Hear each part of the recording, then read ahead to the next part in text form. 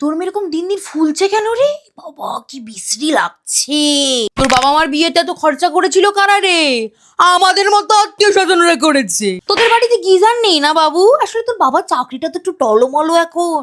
বুঝি বুঝি। আমাদের বাড়ির ছেলেগুলোর মতো তোর ছেলে কিন্তু একদম লম্বা গোছের হলো না, বেটেই রয়ে গেল তোর মতো। আরে তোর মায়ের চেহারা তো এই বাড়িতে বিয়ে করে ঠিক হলো রে, আগে তো তালপাতা সেপাই ছিল। ই মা, তুমি শুধু ডিম রান্না করছো নাকি গো? আমাকে বলতে পারতে, 1 কেজি মাংস এনে দিতাম। তোদের বাড়িতে কাজের টাজের মাসি নেই না? স্বাভাবিক, আমার বাড়িতে আছে 3টে। কি করলে ছেলেকে এত পড়িয়ে? কিছুই তো করতে পারলো না। আসলে সবাই তো আর আমার ছেলে বিট্টুর মতো হতে পারবে না। আমরা তো দীঘা থেকে ঘুরে এলাম, তোরা তো মনে ঘুরতে টুরতেও যাস না না কোথাও? আসলে ঘুরতে গেলে একটা টাকা পয়সার ব্যাপার হয়ে যায় তো। বুঝি রে। মেয়েকে এত পড়িয়ে কি করবে গো পূর্ণিমা?